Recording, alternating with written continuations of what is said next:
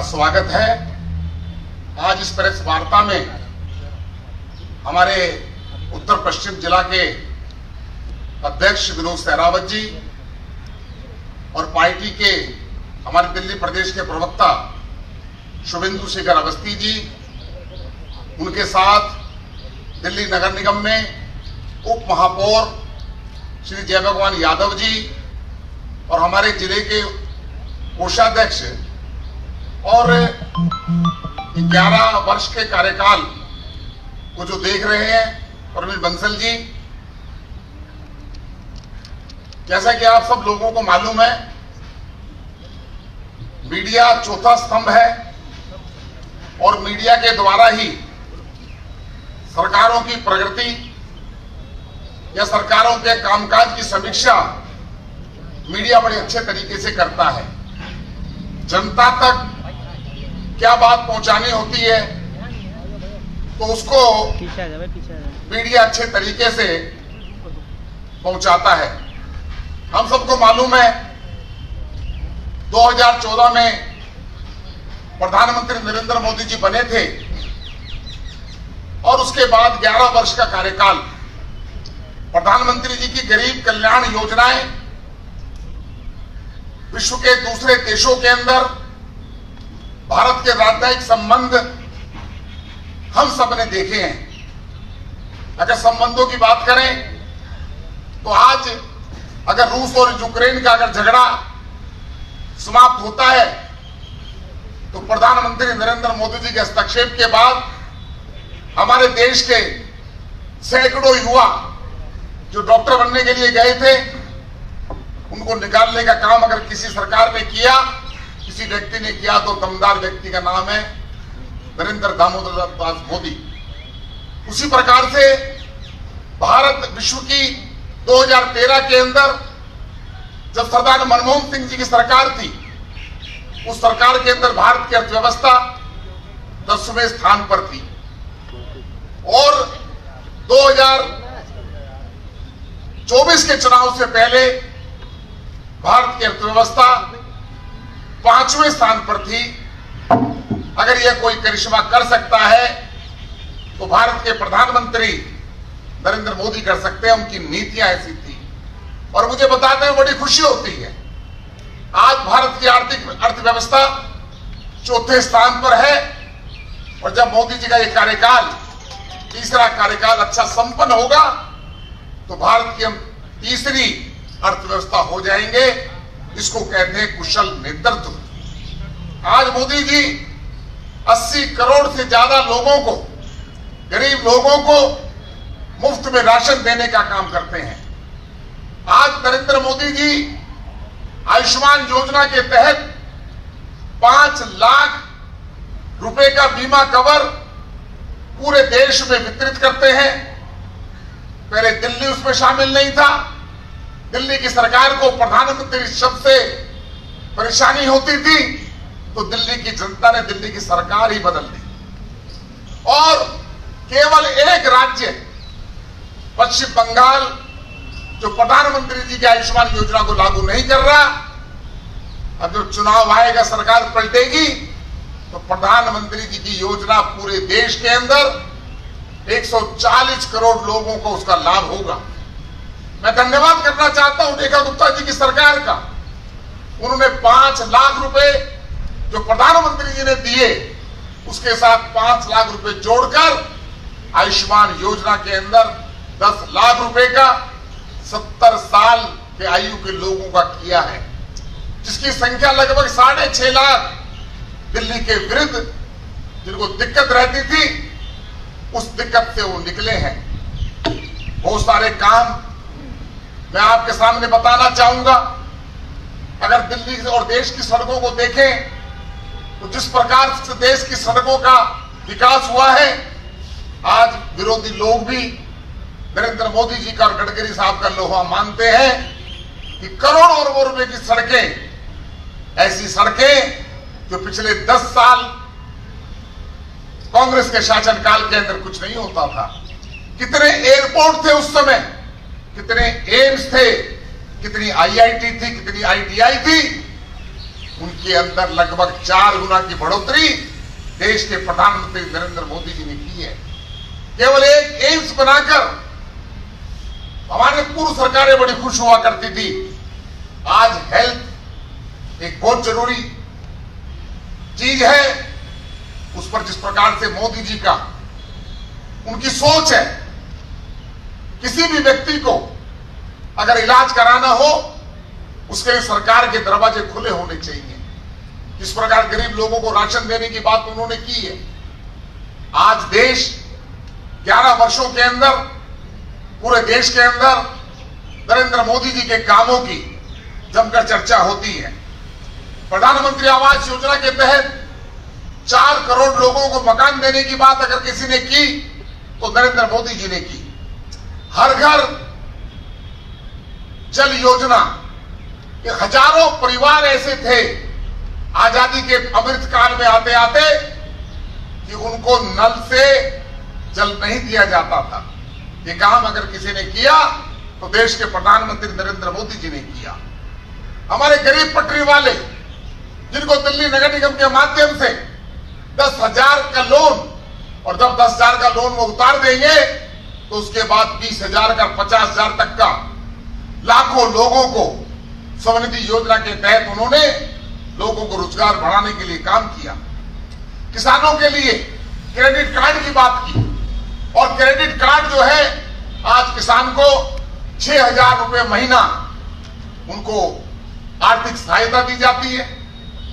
मैं उत्तराखंड के चुनाव में था आज से 2 वर्ष पहले, तो मैंने वहां एक छोटे किसान से पूछा, बोले 2,000 रुपए जो प्रधानमंत्री भेजते हैं उससे हम अपना बीज लाकर खेती करते हैं। छोटे छोटे किसानों के लिए 6,000 रुपया महीना उनके 3 टाइम उनके अकाउंट में चला जाता है। और पहले अकाउंट में जाने से पहले कहीं ना कहीं ब्रेक लगता था। ये बात मैं नहीं कह रहा, कि उसी समय के प्रधानमंत्री राजीव गांधी जी कहते थे। उसी प्रकार से पीएम फसल योजना, मेगा फूड पार्क की योजना, ये सारी की सारी चीजें हर विषय के अंदर। और अगर दिल्ली की बात करें, जब से हमारी सरकार आई है, हमारी सरकार आने के बाद बहुत कम चांस होगा कि दिल्ली की सड़कों पर बसों का पीछे का ढक्कन उठाकर बस खड़ी रहती थी। सारी की सारी बसें जो ओवरेज होने वाली थी रोज बाधा डालती थी। प्रधानमंत्री जी ने इलेक्ट्रिक वाहन दिल्ली में दिए, उन्होंने दिल्ली की सरकार केजरीवाल जी को भी दिए, लेकिन अपना चित्र लगाकर वो क्रेडिट करने का काम करते थे। और आज रेखा गुप्ता जी ने देवी के नाम पर बसें, छोटी बसें दिल्ली के लोगों को दी हैं। ये ठीक है कि महिलाओं की यात्रा मुफ्त होती है, लेकिन महिलाओं की यात्रा तो आपने मुफ्त कर दी, लेकिन मुफ्त के साथ साथ आपने बसों की संख्या नहीं बढ़ाई। बसें कब खराब हो जाती थी ये आपको कोई पूछने वाला नहीं था। मीडिया के लोग जरूर दिखाते थे, ट्रैफिक पुलिस बार बार दिखाती थी, आप इस रूट को यहां से डाइवर्ट हो जाए, नहीं तो ये ट्रैफिक जाम होगा। हमारा काम करने वाली सरकार प्रधानमंत्री नरेंद्र मोदी जी के नेतृत्व में रेखा गुप्ता जी की सरकार काम करने वाली सरकार बनी है। अपने 100 दिन के अंदर उन्होंने इस प्रकार से दिल्ली के लोगों का मन जीता है। और अगर कोई मन जीतता है तो मन जीतने का एक कारण होता है कि आप काम करके मन जीत सकते हैं। रेखा गुप्ता जी की 100 दिन की सरकार के अंदर अगर मैं एक एक पेज में पलटूंगा, आपको नजर आएगा कि किस प्रकार से टीम वर्क के रूप में हमारे 6 के 6 मंत्री काम में लगे हैं। और उनके मंत्री काम तमाम करते थे, लोगों को तंग करने का काम करते थे। उपेक्षित हुई सालों साल यमुना नदी के अंदर हमारे प्रदेश अध्यक्ष वीरेंद्र सचदेवा जी ने यमुना में डुबकी लगाने की चुनौती दी अरविंद केजरीवाल साहब को। केजरीवाल साहब तो आए नहीं, हमारे अध्यक्ष जी ने डुबकी लगा दी। ऐसा जहरीला पानी हमारे प्रदेश के अध्यक्ष आज भी इतनी बीमारियों से ग्रस्त हो गए, स्किन की प्रॉब्लम, जरा सा कुछ खाते रिएक्शन होता है। और उस पानी के अंदर हमारे जो पूर्वांचल के लोग हैं उनकी डिमांड रहती थी कि हमारी छठ पूजा होनी चाहिए। देश के यशस्वी प्रधानमंत्री ने दिल्ली के चुनाव में कहा था कि दिल्ली मुझे दे दीजिए, मैं दिल्ली को संभालूंगा। जो प्रधानमंत्री जी ने कहा उस काम को पूरा किया। प्रेक्षित यमुना का देखिए, अब यमुना साफ होती नजर आ रही है और यहां पर ये रिवर फ्रंट भी बनेगा और यमुना के माध्यम से लोगों को और सरकार को रेवेन्यू का भी फायदा होगा और पोल्यूशन भी खत्म होगा। पोल्यूशन कई प्रकार का है, एक वाटर का पोल्यूशन जो यमुना के अंदर आता है, एक पोल्यूशन व्हीकल का होता है जिसके लिए इलेक्ट्रिक बसों का प्रबंध दिल्ली की सरकार और प्रधानमंत्री नरेंद्र मोदी जी कर रहे हैं। कामों की बात करें, दिल्ली की दूरदर्शी सोच, पानी के लिए टैंकर माफियाओं का बोलबाला था। अरविंद केजरीवाल जब सत्ता में आए थे तो कहते थे कि शीला दीक्षित को मैं अंदर भेजूंगा। दिल्ली में टैंकर माफियाओं का राज था और उसके बाद खुद टैंकर माफियाओं के सरगना बन गए। हमने सुचारू व्यवस्था की है। प्रत्येक व्यक्ति के पास जिसको नल से जल नहीं जाएगा वहां पर पानी के पहुंचाने का काम टैंकर कर दिए। टैंकरों के ऊपर निगरानी लगा दी है। टैंकर कहां जा रहा है, टैंकर का कमर्शियल उपयोग तो नहीं हो रहा, उसकी मॉनिटरिंग लगातार की जा रही है। इसलिए रेखा जी कहती हैं सपने नहीं, हम हकीकत बुनते हैं। दिल्ली सरकार का उपहार मैंने आपको बता दिया, 10 लाख का उन्होंने उपहार दिया है। वरिष्ठ नागरिकों का सम्मान, जीवन बना आयुष्मान, वैध बंधन योजना लागू, 70+ से आयु के लोग 6.5 लाख लोग उसका फायदा उठाएंगे। और उससे पहले किसी भी सरकार ने दिल्ली में, चाहे कांग्रेस की सरकार हो और चाहे जाने वाली सरकार थी, उन्होंने लोगों के बुजुर्गों के लिए कुछ नहीं किया। आज बड़ा सौभाग्य का दिन है। आज जो मोहल्ला क्लिनिक जहां पर जानवर बैठे होते थे, जहां पर डॉक्टर नहीं होते थे, जो अपने कार्यकर्ताओं के मकानों में बनाए गए थे और वो डॉक्टर नकली बिलिंग करते थे, एक मोबाइल से हजारों हजार जो है लोगों के टेस्ट हो जाते थे, ये सारा का सारा फर्जीवाड़ा पकड़ा गया। इसलिए हमारे देश के प्रधानमंत्री जी ने कहा है कि दिल्ली के अंदर आयुष्मान आरोग्य मंदिर बनाएंगे। आज 33 आरोग्य मंदिर के अंदर उनका उद्घाटन हुआ है, हमारे मुख्यमंत्री जी ने किया है। मेरी लोकसभा क्षेत्र नरेला के अंदर एक आरोग्य मंदिर उस क्षेत्र में बना है जहां पर बहुत गरीब लोग रहते हैं। उस हॉल में जब मैं पहुंचा तो उन्होंने कहा कि यहां पर प्रसूति गृह होता था, केवल जच्चा बच्चा की जांच होती थी। आज वहां पर एक फीमेल डॉक्टर, एक मेल डॉक्टर बैठेगा।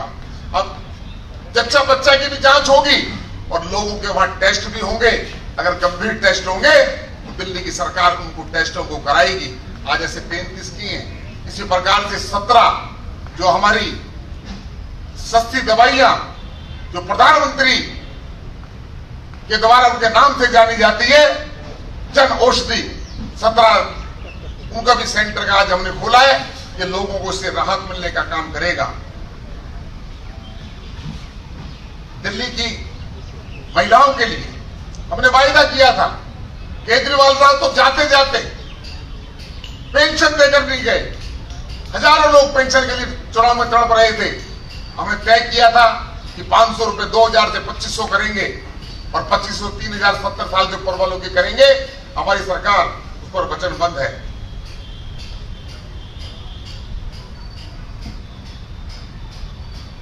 इसलिए आज ये प्रेस कॉन्फ्रेंस मोदी जी के 11 साल के कामों का और दिल्ली के, जो मैं आपको बता रहा था, बिजली साइड वाली इनके बसें, ये दिल्ली के अंदर बसें चलेंगी तो लोगों को लगेगा कि प्रदूषण नहीं होगा। इसी प्रकार से लाखों पेड़ लगाने की योजना प्रधानमंत्री जी ने कहा, एक पेड़ मां के नाम, और पूरा देश एक पेड़ मां के नाम पर लग गया। मैं बताना चाहता हूं, हमारे बरसो लैंडफिल साइट जो मेरे पार्लियामेंट क्षेत्र के अंदर आती है, मैं आज से 2 महीने पहले गया था और 2 महीने के अंदर कई किलोमीटर उन्होंने साफ कर दी है। हमारा वायदा है, जो वायदा हमने किया था, आने वाले 3 साल के अंदर हमारी दिल्ली की सारी भी जहां जहां पर मैं तो मेरे पार्लियामेंट क्षेत्र की अगर बात करूं तो भलसवा में 1 साल में आपको वहां पर बड़ा पार्क बनता हुआ नजर आएगा, जहां पर वर्षों से पहाड़ बने हुए थे। तो याद है जब दिल्ली में कॉर्पोरेशन के अंदर केजरीवाल साहब आए थे तो उन्होंने कहा था कि पहाड़ मैं खत्म कर सकता हूं। वो पहाड़ उनके बस की बात नहीं है। ये काम दिल्ली का जो है, जो हमने वायदे किए हैं, इन वायदों को पूरा अमली जामा पहनाने का काम रेखा गुप्ता जी की सरकार कर रही है। और हम 3 वर्ष के अंदर हम दिल्ली को पेरिस और लंदन तो नहीं बना सकते जैसा केजरीवाल साहब ने कहा था, लेकिन हमने कह दिया है। अभी बारिश आई थी, उस बारिश के अंदर वाटर लॉगिंग हुई है। 11 साल के अंदर नाली और नालों का काम हो रहा है। पहले फर्जी बिलिंग होती थी, अब अधिकारियों को लग रहा है अधिकारी नापे जाएंगे। कह दिया गया है आप दिल्ली के किसी भी कोने में चले जाएं, सिल्ट निकलती हुई नजर आएगी, और सिल्ट निकलती हुई नजर नहीं आएगी, दूसरे दिन आपको उठती हुई नजर आएगी। पहले कर्मचारी कहते थे कि गीली सिल्ट हम उठा नहीं सकते, ऐसा कानून कहता है। अरे 11 साल की सिल्ट तो सूखी ही निकलेगी, इसलिए उठ जाती है। एक भी समय लगेगा, लेकिन बारिश के अंदर पानी नहीं भरना चाहिए, वाटर लॉगिंग नहीं होनी चाहिए, ये हमारा प्रयास है। और जहां भी बारिश आई थी, अभी जहां जहां वाटर लॉगिंग हुई है, उस वाटर लॉगिंग पे एक अधिकारी को तैनात कर दिया गया है। उसकी रिस्पॉन्सिबिलिटी होगी, तो वो अधिकारी की जिम्मेदारी होगी उसको काम करना। मुझे याद है कि हमारा जो है कनॉट प्लेस में घुसने वाला अंडर ब्रिज, मिंटो ब्रिज, बसें डूब जाती थी। उस बारिश के अंदर दिल्ली सरकार के मंत्री प्रवेश शर्मा जी खड़े थे, पानी की बूंद नहीं रुकी, पानी की बूंद नहीं रुकी। अगर इरादे मजबूत हो तो काम हो सकता है। पत्रकार बंधुओं, कि आज हमारी प्रेस वार्ता इसलिए है कि 11 साल जी की मोदी जी की सरकार और पिछले 100 दिन की रेखा गुप्ता जी की सरकार जो दिल्ली और देश की काया पलट करने में लगी है, इसलिए आपके माध्यम से ये संदेश जनता तक जाना चाहिए, यह मैं आपके सामने निवेदन करना चाहता हूं। पत्रकारों, हमारे बीच में आउटर दिल्ली के भी जिला अध्यक्ष रामचंद्र सावरिया जी आ गए हैं, और मेरे को लगता है योगेंद्र जी ये पहली पत्रकार वार्ता है जो आपके घर पे हुई। तो मैं विनोद सहरावत जी से अनुरोध करूंगा कि आज जो हमारे पत्रकार आए हुए हैं उनका धन्यवाद ज्ञापन करें।